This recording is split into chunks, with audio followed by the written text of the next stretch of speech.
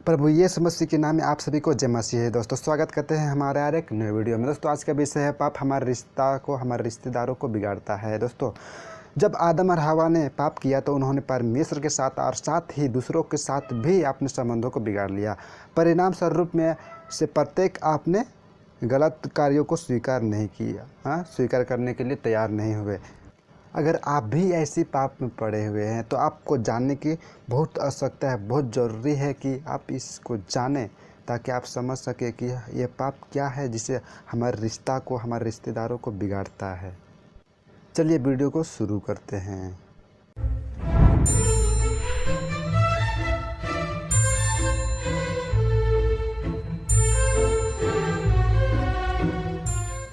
लिखा है उत्पत्ति 3 अध्याय का 11 पद से 12 पद तक। परमेश्वर ने आदम से पूछा, किसने तुझे बताया कि तू नंगा है? जिस वृक्ष का फल खाने को मैंने तुझे मना किया था, क्या तूने उसका फल खाया?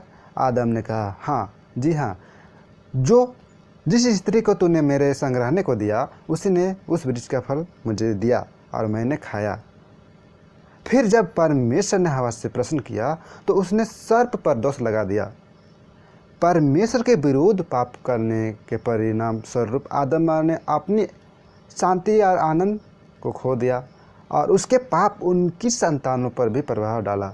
आदम और हवा के पास 2 पुत्र थे, कैन और हैबिल। एक बार वे परमेश्वर के सम्मुख अपने भेंट लेकर आए जैसा कि उनका कर्तव्य था। हैबिल ने जीवित बलिदान चढ़ाया और कैन अपनी उपज में से भेंट लाया। परमेश्वर ने हैबिल की भेंट को स्वीकार किया क्योंकि वह परमेश्वर की दृष्टि में भला व सही काम करता था, परंतु उसने कैन की भेंट को ग्रहण नहीं किया।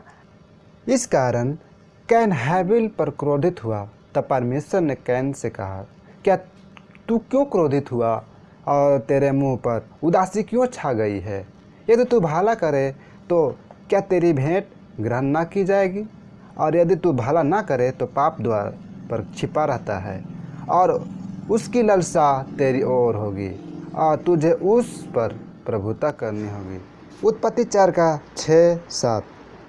परंतु कैन के अंदर अपने भाई हैबिल के प्रति क्रोध व घृणा बनी रही। एक दिन कैन ने अपने भाई हैबिल से कहा, आ हम मैदान में चले। जब मैदान में थे तो कैन ने हैबिल की हत्या कर दी। तब परमेश्वर ने कैन से पूछा, तेरा भाई हैबिल कहाँ है? कैन ने उत्तर दिया, मालूम नहीं, क्या मैं अपने भाई का रखवाला हूँ? इस प्रकार कैन ने अपने भाई के विरुद्ध पाप किया और अपने घृणित कार्य को परमेश्वर से छिपाने की कोशिश की। बाइबल कहती है कि इसके बाद कैन परमेश्वर के सम्मुख से निकल गया। दोस्तों हमें ये बाइबल बता रही है कि कैन ने अपने भाई को हत्या किया और उस पाप को, उस गुनाह को नहीं लेना चाह रहा था अपने ऊपर में, वो स्वीकार नहीं कर रहा था। इसी प्रकार कैन की तरह जब हम दूसरों से प्रेम करने का चुनाव नहीं करते हैं तो परमेश्वर से दूर हो जाते हैं। यह आदम और हवा की तरह परमेश्वर की आज्ञा का उल्लंघन करके उससे अलग हो जाने के समान है।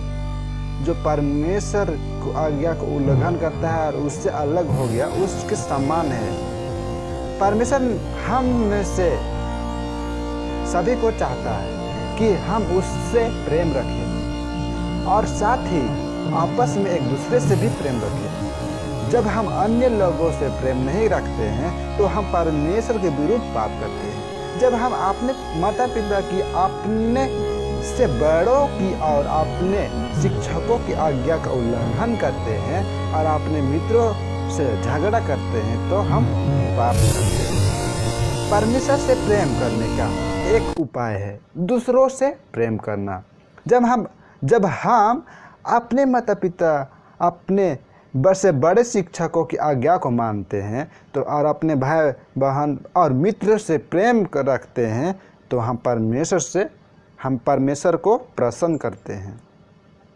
यीशु भी हमें यही सिखाना चाहता है। जो विशेष आज्ञा उसने हमें दी वह यह थी कि हमें एक दूसरे से प्रेम रखना चाहिए।